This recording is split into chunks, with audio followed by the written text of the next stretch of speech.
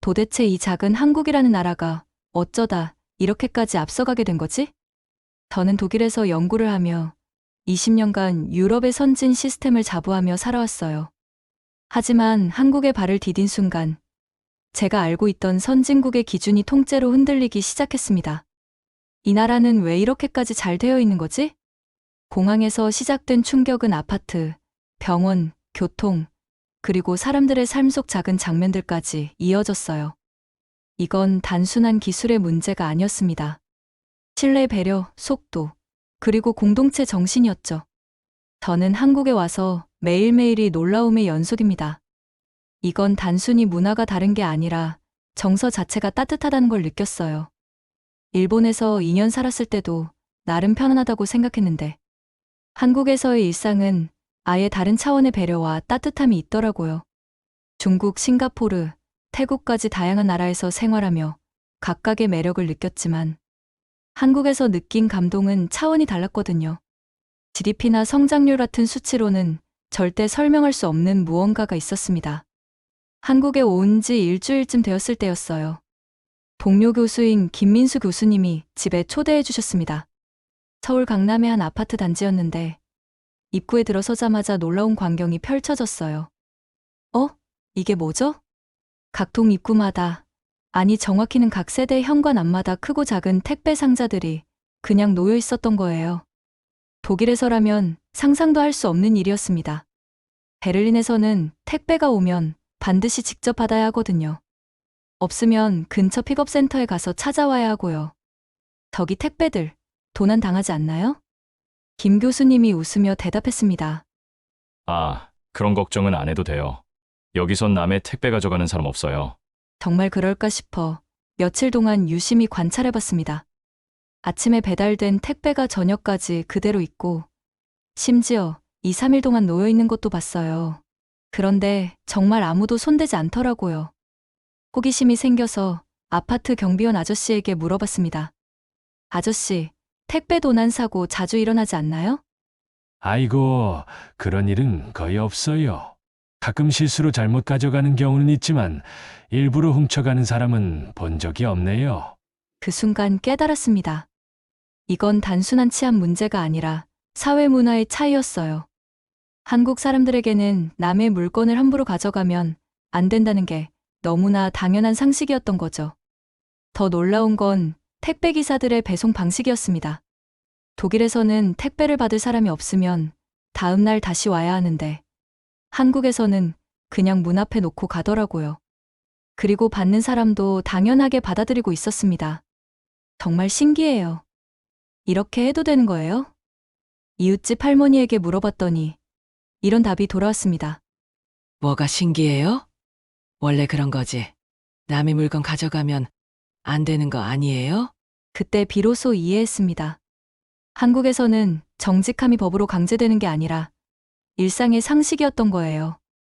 서로를 신뢰하는 게 너무나 자연스러운 문화였습니다. 베를린에서는 자전거도 두세 개의 자물쇠로 잠가야 하는데 한국에서는 택배를 그냥 놔둬도 안전하다니. 이게 바로 신뢰 사회의 모습이구나 싶었습니다. 두 번째 감동받은 건 집조차 첨단인 한국 아파트의 기술력이었습니다. 김 교수님 집에 처음 들어갔을 때의 충격을 잊을 수가 없어요. 현관문부터가 달랐습니다. 비밀번호와 지문인식, 카드키까지 3중 보안 시스템이더라고요. 독일 아파트는 아직도 열쇠로 문을 여는데 말이죠. 와, 이건 뭔가요? 문을 열자마자 신발장 위에 있는 작은 패널이 눈에 들어왔습니다. 집안 모든 전등과 보일러, 환기 시스템까지 한 번에 조절할 수 있더라고요. 이거 홈 오토메이션 시스템이에요. 외출할 때 한 번에 다 끌 수 있고 집에 오기 전에 미리 보일러도 켤 수 있어요. 김 교수님이 설명해 주시는데 정말 놀라웠습니다. 베를린에서는 이런 시스템을 설치하려면 몇천 유로는 들어가거든요. 그런데 한국에서는 아파트 기본 사양이라니. 더 놀라운 건 바닥 난방 시스템이었어요.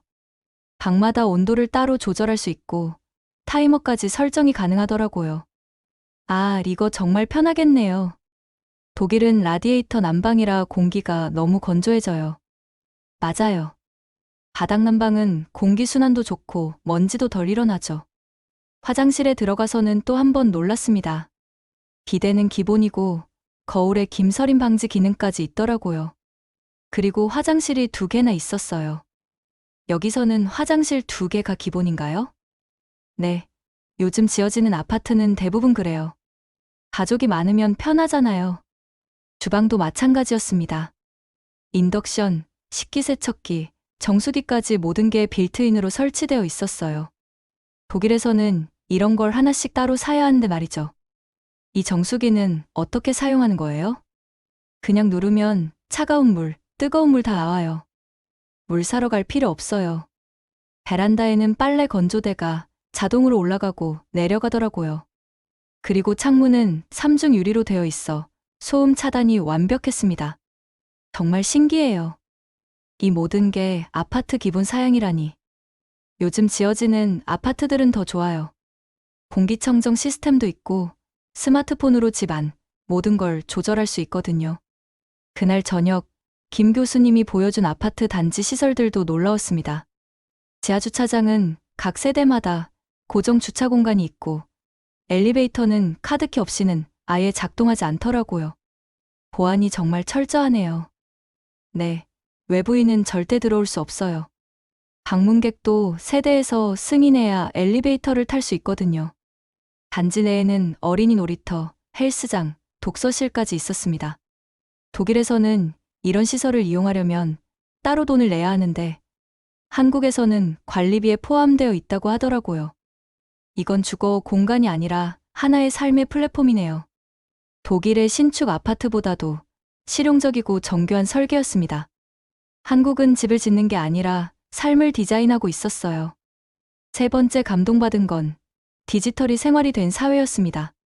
한국에 온 지 사흘 만에 핸드폰 개통을 하러 갔어요.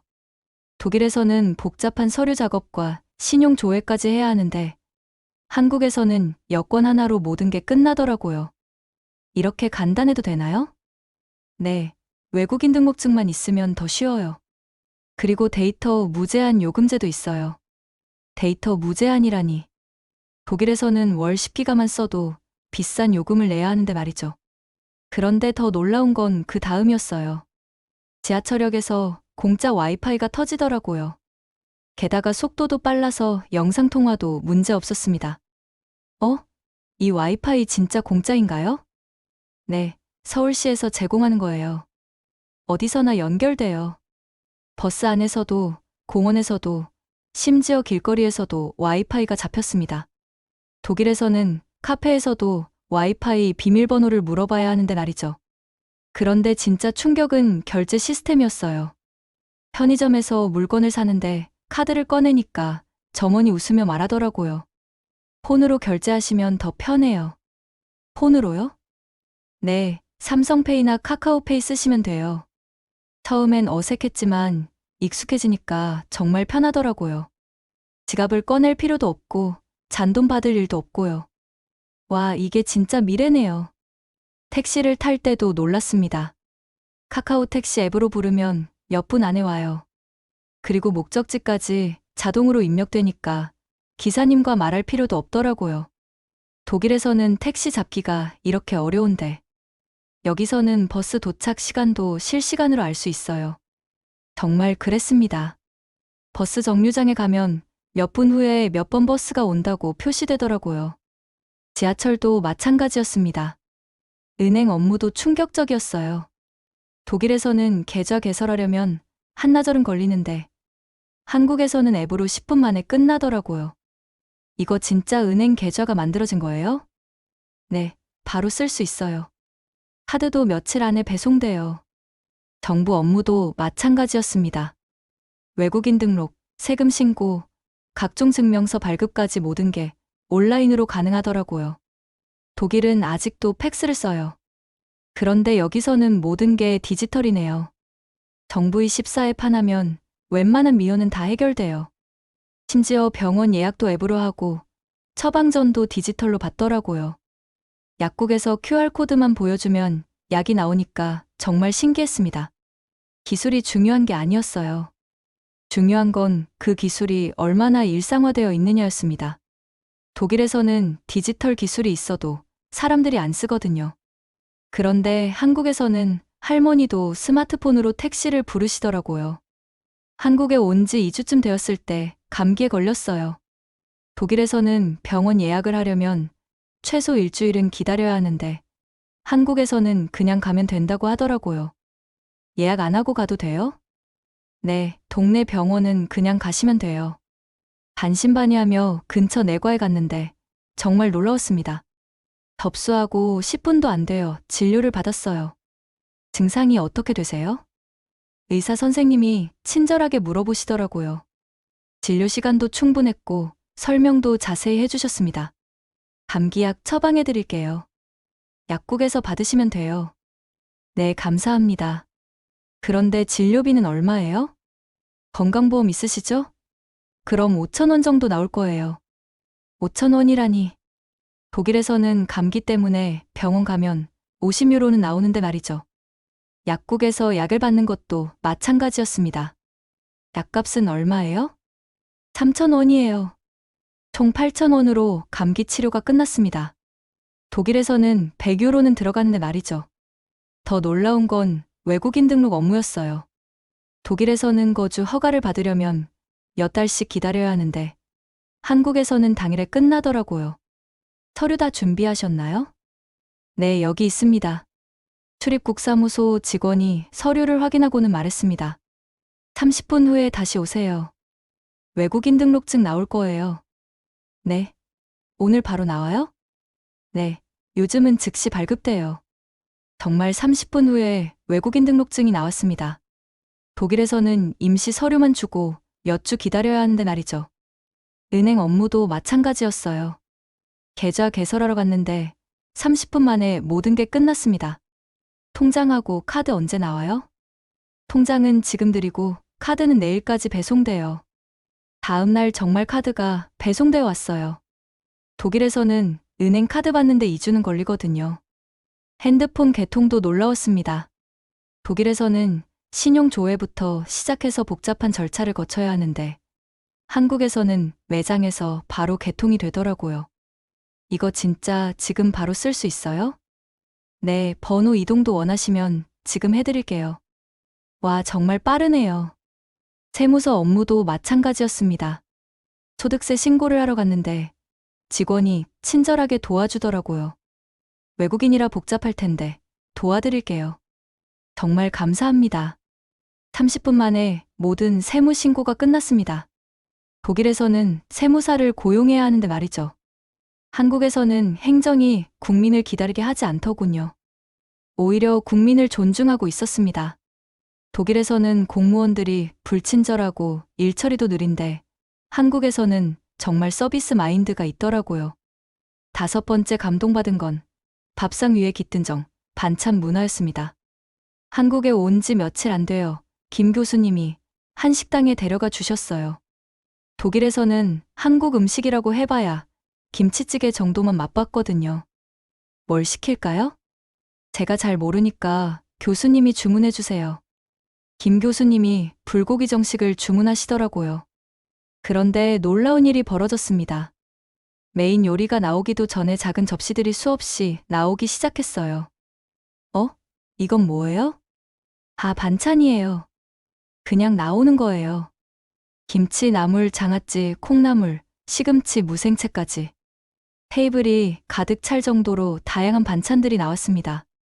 이거 다 공짜예요? 네, 기본으로 나오는 거예요.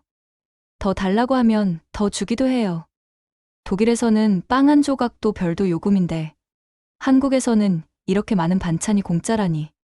정말 신기했습니다. 그런데 더 놀라운 건 맛이었어요. 하나하나가 다 달랐고 각각의 고유한 맛이 있더라고요. 이 김치 정말 맛있네요. 김치는 한국 음식의 기본이에요. 어떤 식당을 가도 나와요. 그런데 이렇게 많은 반찬을 어떻게 만들어요? 집에서도 보통 이렇게 먹어요. 한 번에 여러 가지 반찬을 만들어서 며칠 동안 먹는 거죠. 불고기가 나왔을 때도 놀랐습니다. 상추와 깨씹, 마늘, 고추까지 함께 나오더라고요. 이것도 다 포함된 거예요? 네, 쌈 채소예요. 고기를 이렇게 싸서 드시면 돼요. 김 교수님이 직접 싸주시는 걸 보고 따라해봤는데 정말 맛있었습니다. 독일에서는 고기면 고기, 채소면 채소인데 한국에서는 이렇게 조화롭게 먹는 게 신기했어요. 된장찌개도 드셔보세요. 이것도 포함된 거예요? 네, 정식이면 국물도 나와요. 된장찌개를 한 입 먹는 순간 정말 감동했습니다. 구수하고 따뜻한 맛이 마음까지 따뜻하게 만들어주더라고요. 밥도 리필 가능해요? 네, 얼마든지 더 드세요. 밥까지 무료 리필이라니. 독일에서는 상상할 수 없는 일이었습니다. 식사를 마치고 나니까 숭늉까지 주더라고요. 이건 또 뭐예요? 숭늉이에요. 밥 먹고 나서 마시는 거예요. 이것도 공짜예요? 네, 기본으로 나오는 거예요. 그날 저녁 김 교수님 부인이 집에 초대해 주셨는데 거기서 더 큰 감동을 받았습니다. 집에서 먹는 한식은 식당보다 더 다양했어요. 이렇게 많이 준비하시느라 힘드셨을 텐데요. 아니에요. 평소에 먹는 거예요. 김치, 나물, 조림, 구이, 찜까지. 정말 한 상 가득 차려주셨어요. 단순한 음식이 아니라 마음을 나누는 방식이었어요. 독일의 정돈된 단품 식사와는 전혀 다른 공유와 배려의 식문화였습니다. 한국에서는 음식을 통해 사람들이 마음을 나누고 있었어요. 6번째 감동받은 건 배달이 아닌 인프라, 한국의 시스템이었습니다.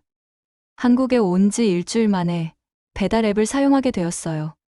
김 교수님이 추천해 주신 배달의 민족이라는 앱이었는데 처음 봤을 때 정말 놀랐습니다. 이거 진짜 다 배달이 돼요? 네, 치킨, 피자, 중국 음식, 한식까지 안 되는 게 없어요. 앱을 열어보니 수백 개의 음식점이 나열되어 있더라고요.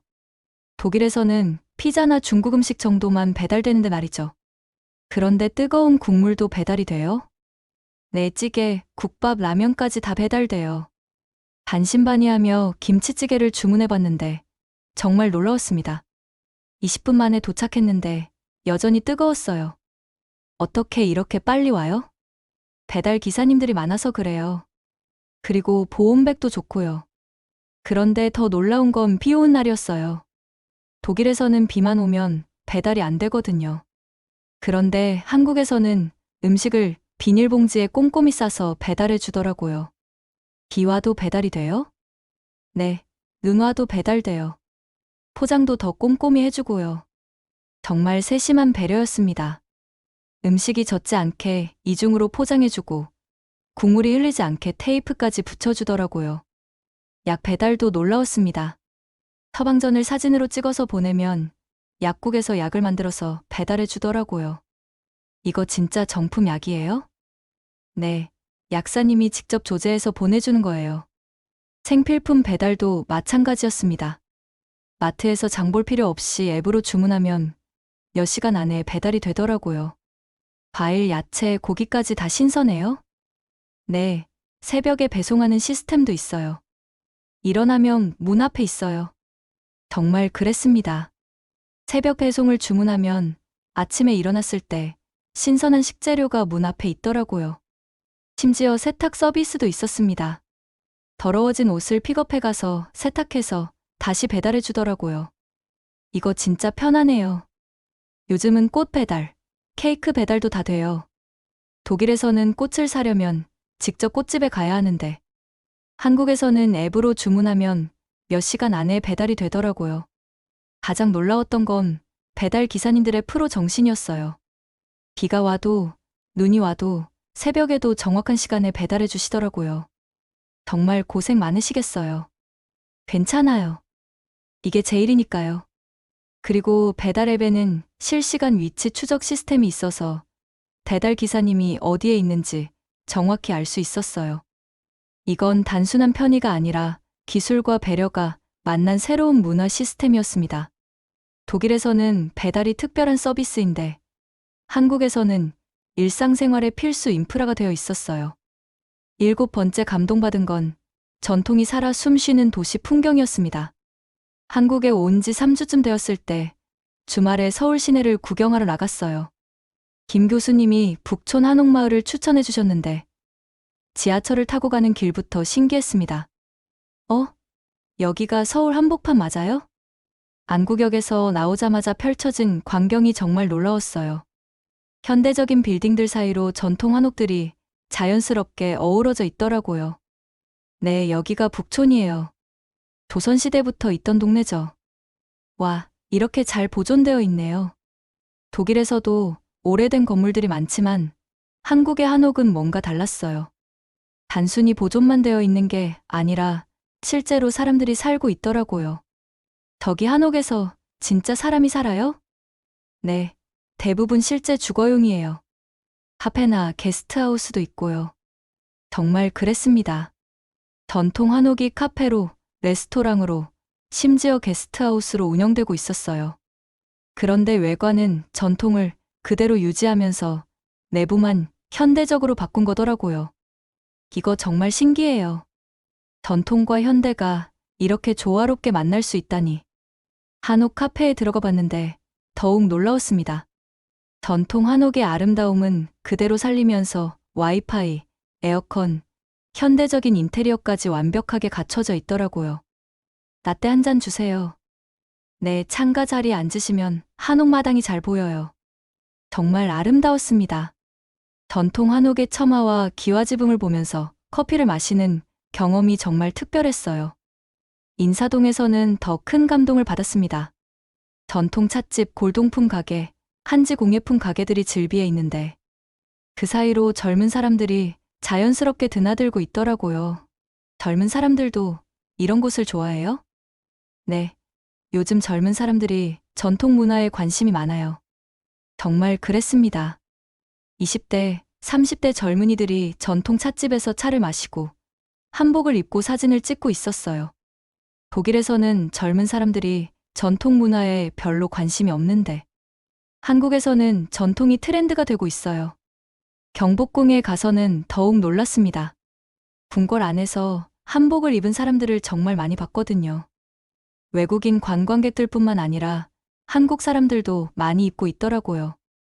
한복 입는 게 유행인가요? 네, 요즘 한복 대여점도 많고 젊은 사람들이 데이트할 때 입기도 해요. 정말 신기했습니다. 전통 의상을 입고 스마트폰으로 셀카를 찍는 모습이 전혀 어색하지 않더라고요.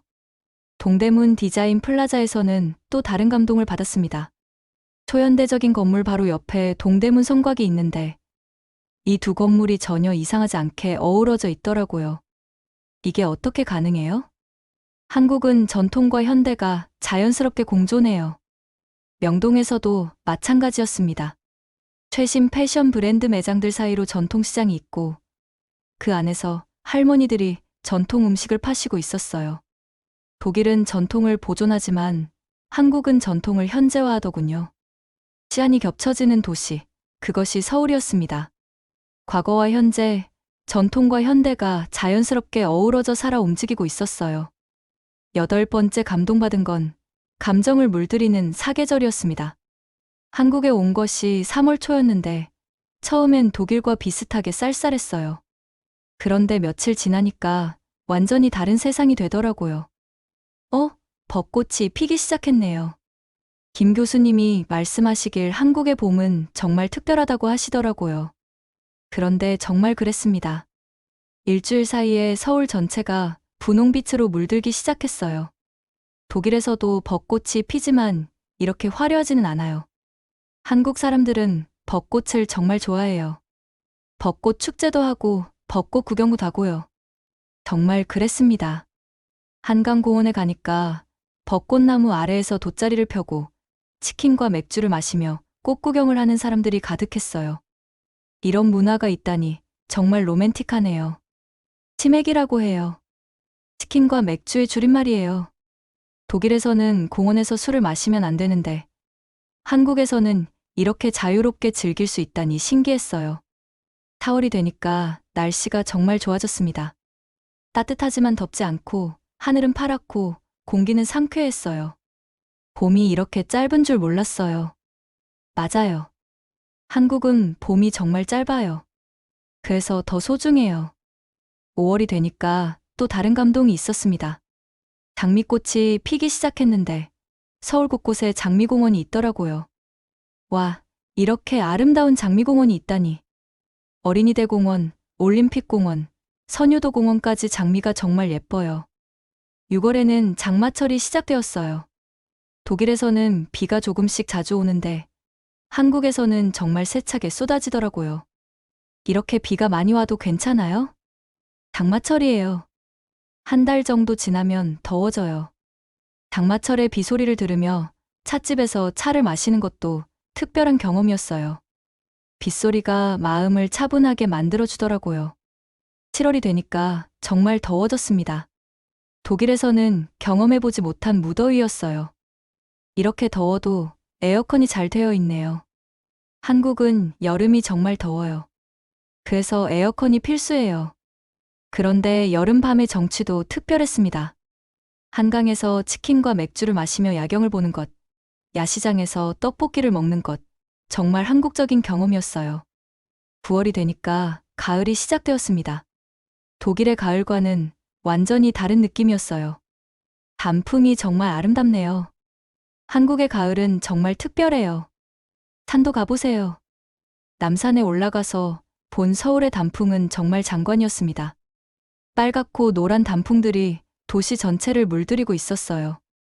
독일에서는 이렇게 화려한 단풍을 보기 어려워요. 11월이 되니까 또 다른 감동이 있었습니다.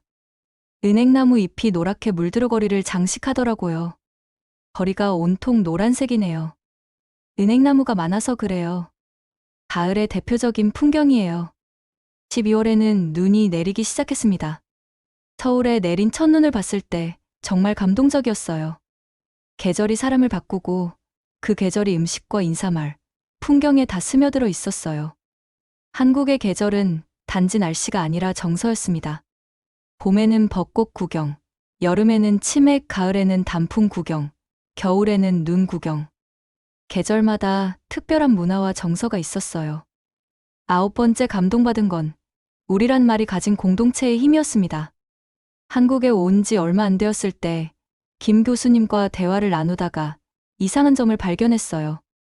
우리 엄마가 이렇게 말씀하시더라고요. 교수님 어머니 말씀이세요? 네, 왜요? 그런데 왜 우리 엄마라고 하세요? 나의 엄마가 아니라요? 김 교수님이 웃으며 설명해 주시더라고요. 한국에서는 원래 그렇게 말해요.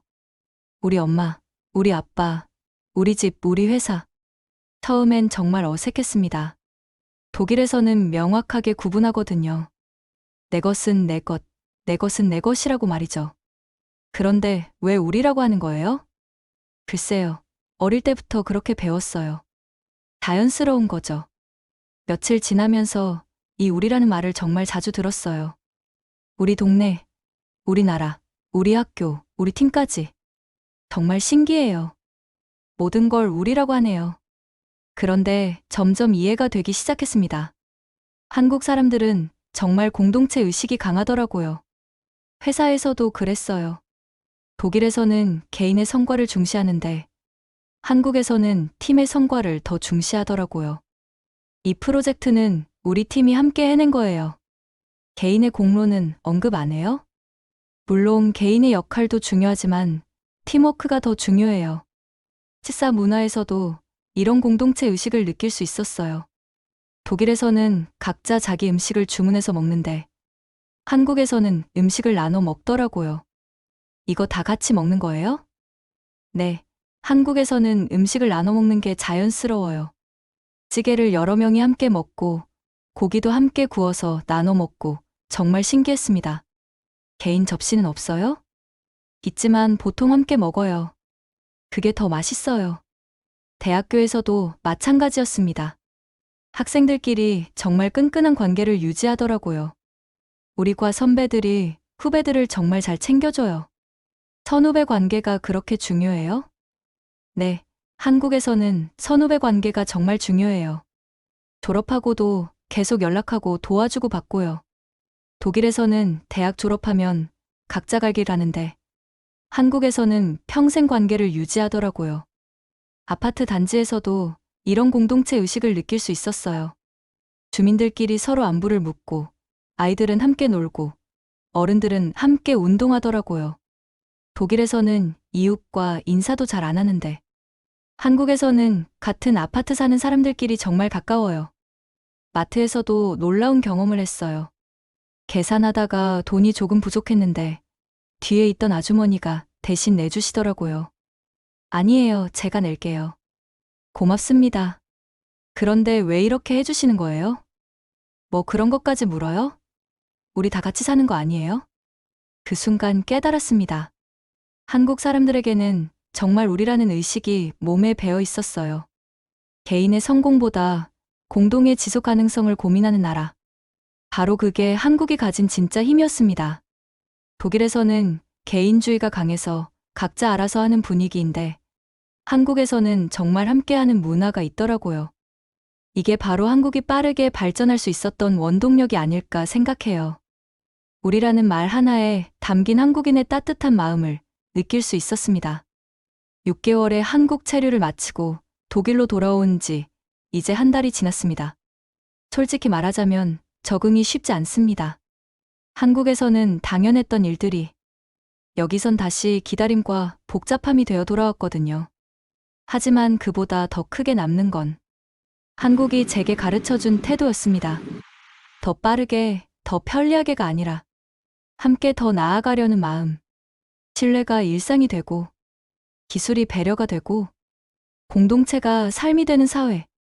그게 바로 제가 본 한국이었습니다. 저는 독일인입니다. 하지만 이제 한국을 진심으로 존경하게 되었습니다. 지금까지 제가 한국에서 직접 체험하고 감동받은 9가지 이야기를 들려드렸습니다. 택배를 손대지 않는 신뢰 사회, 첨단 기술이 일상이 된 생활, 빠른 행정 서비스, 따뜻한 음식 문화, 완벽한 배달 시스템, 전통과 현대의 조화, 아름다운 사계절, 그리고 공동체 정신까지. 이 모든 것들이 한국을 특별하게 만드는 요소들이었어요. 20년간 독일에서 살면서 자부했던 선진국의 기준이 한국에서는 완전히 바뀌었습니다. 한국은 단순히 경제적으로 발전한 나라가 아니라 사람들의 마음속에 따뜻함이 살아있는 나라였어요. 기술과 인간미, 전통과 현대, 개인과 공동체가 조화롭게 어우러진 정말 특별한 나라였습니다. 처음 한국에 왔을 때는 몇 주 머물다 가려고 했는데 이제는 정말 이곳에 정착해서 살고 싶어요. 한국에서 경험한 이 모든 감동들이 제 인생을 바꿔놓았습니다. 여러분도 기회가 되신다면 한국을 꼭 한번 경험해 보시기 바랍니다. 분명히 저와 같은 감동을 받으실 거예요. 영상을 끝까지 봐주셔서 감사합니다. 댓글로 궁금한 점이 있으시면 언제든 남겨주세요. 여러분이 한국에서 경험했던 놀라운 순간들도 함께 나눠주시면 더욱 좋겠습니다. 그리고 이런 콘텐츠가 도움이 되셨다면 구독과 좋아요로 응원해주세요. 앞으로도 세계 각국의 흥미로운 이야기들을 들려드리겠습니다. 다음 영상에서 또 만나요.